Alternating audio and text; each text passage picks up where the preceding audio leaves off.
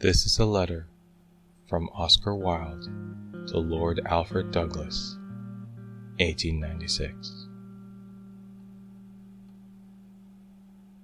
Dear Posy, after long and fruitless waiting, I have determined to write to you myself, as much for your sake as for mine, as I would not like to think that I had passed through 2 long years of imprisonment without ever having received a single line from you, or any news or message even, except such as gave me pain. Our ill-fated and most lamentable friendship had ended in ruin and public infamy for me, yet the memory of our ancient affection is often with me,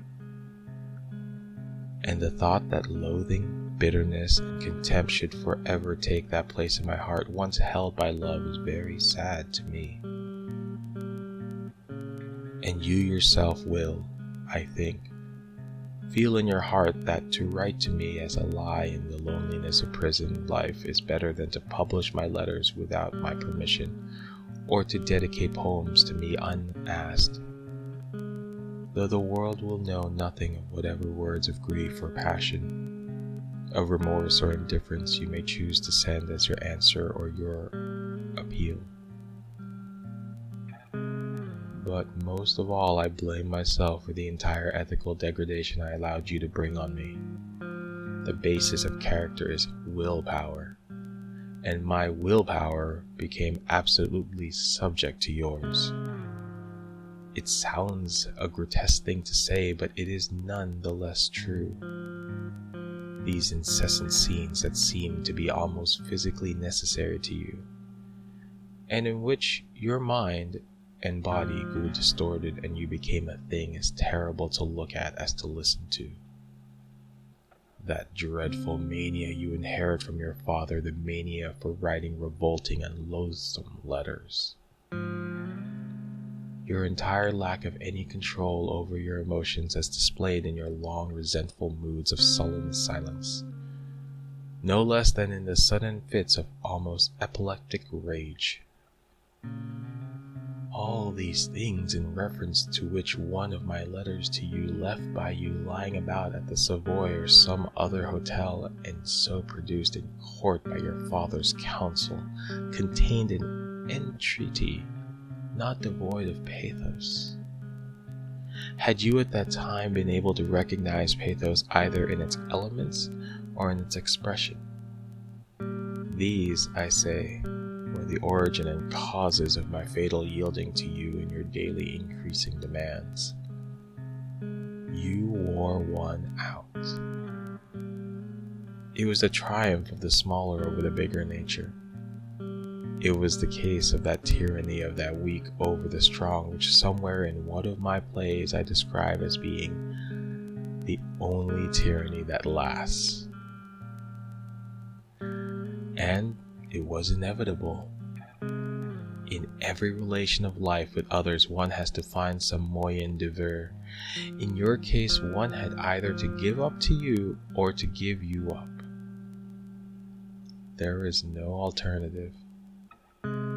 Through deep, if misplaced affection for you, through great pity for your defects of temper and temperament, through my own proverbial good nature and Celtic laziness, through an artistic aversion to coarse scenes and ugly words, through the incapacity to bear resentment of any kind which at that time characterized me, through my dislike of seeing life made bitter and uncomely by what to me, and with my eyes really fixed on other things, seemed to be mere trifles too petty for more than a moment's thought or interest.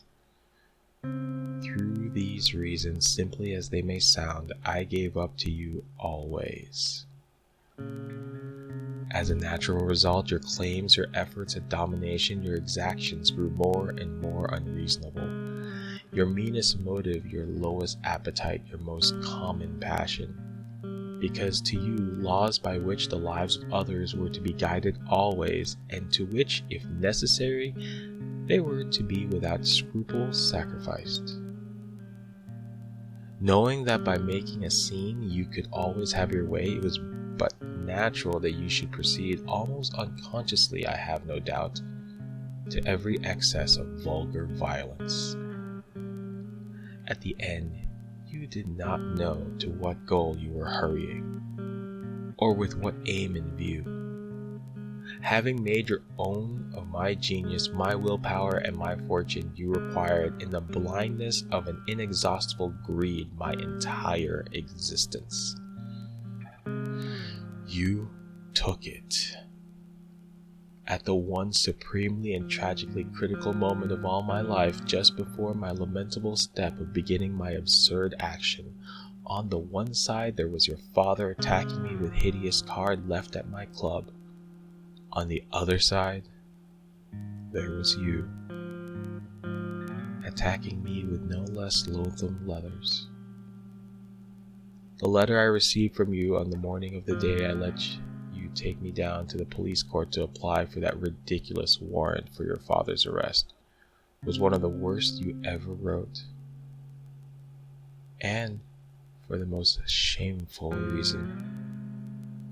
Between you both, I lost my head. My judgment forsook me, terror took its place. I saw no possible escape, I may say frankly, from either of you. Blindly I staggered as an ox into the shambles. I had made a gigantic psychological error. I had always thought that my giving up to you in small things meant nothing. That when a great moment arrived, I could reassert my willpower in its natural superiority. It was not so. At that great moment, my willpower completely failed me. In life, there is really no small or great thing. All things are of equal value and of equal size. You send me a very nice poem of the undergraduate school of verse for my approval. I reply by a letter of fantastic literary conceits. I compare you to Hylas or Hyacinth, Jonquil or Narcisse, or someone whom the great god of poetry favored and honored with his love. The letter is like a passage from one of Shakespeare's sonnets transposed to a minor key. It can only be understood by those who have read the Symposium of Plato, or caught the spirit of a certain grave mood made beautifully for us in Greek marbles. It was, let me say frankly, the sort of letter I would, in a happy if willful moment, have written to any graceful young man of either university who had sent me a poem of his own making. Certainly that he would have suffered wit or culture to interpret rightly its fantastic phrases. Look at the history of that letter. It passes from you into the hands of a lonesome companion, from him to a gang of blackmailers. Copies of it are sent about London to my friends, and to the manager of the theater where my work is being performed. Every construction but the right one is put on it. Society is thrilled with the absurd rumors that I have had to pay a huge sum of money for having written an infamous letter to you. This forms the basis of your father's worst attack. I produced the original letter myself in court to show what it really is. It is denounced by your father's counsel as revolting and insidious attempt to corrupt innocence. Ultimately, it forms part of a criminal charge. The Crown takes it up. The judge sums up with little learning and much morality.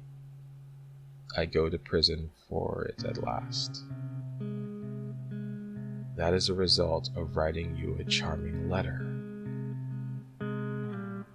There is, I know, one answer to all that I have said to you, and that is that you loved me. That all through those 2.5 years during which the fates were weaving into one scarlet pattern the threads of our divided lives, you really loved me. Yes, I know you did. No matter what your conduct to me was, I always felt that at heart you really did love me.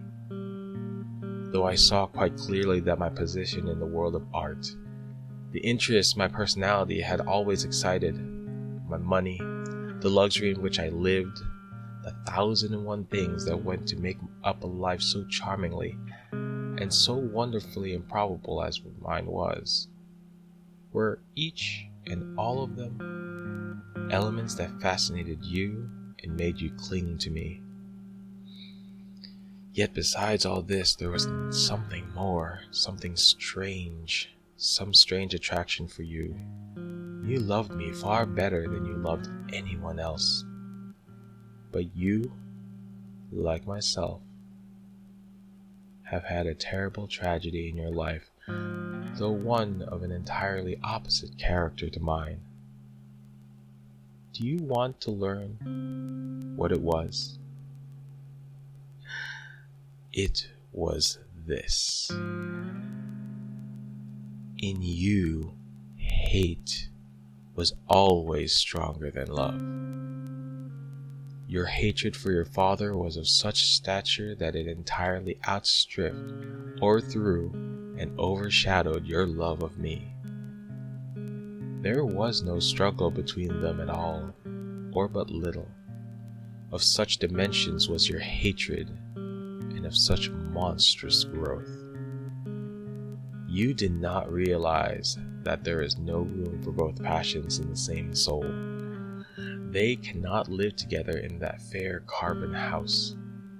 Love is fed by the imagination, by which we become wiser than we know, better than we feel, nobler than we are, by which we can see life as a whole, by which, and by which alone, we can understand others in their real as in their ideal relations. Only what is fine and finely conceived can feed love. But anything will feed hate.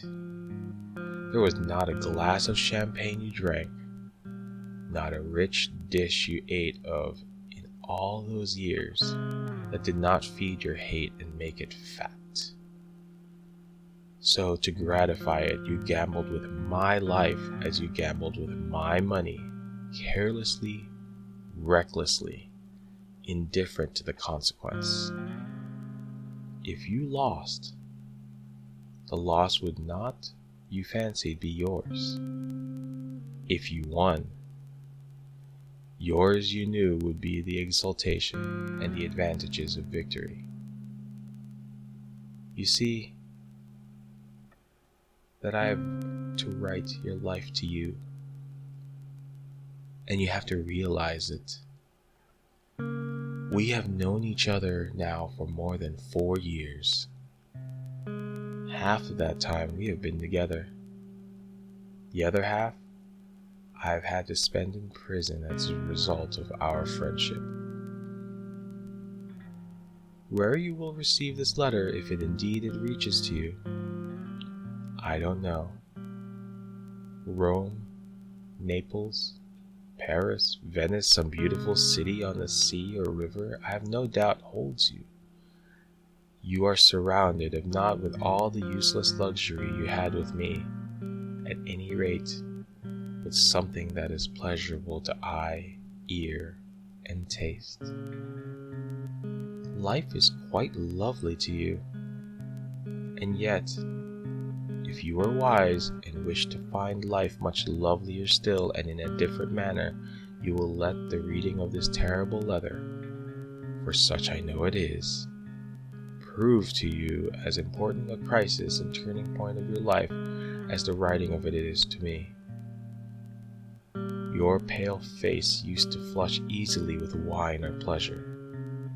If, as you read what is here written, it from time to time becomes scorched, as though by a furnace blast, with shame, it will all be the better for you. The supreme vice is shallowness. Whatever is realized is right. You came to me to learn the pleasure of life and the pleasure of art. Perhaps I am chosen to teach you something more wonderful, the meaning of sorrow and its beauty. Your affectionate friend, Oscar Wilde.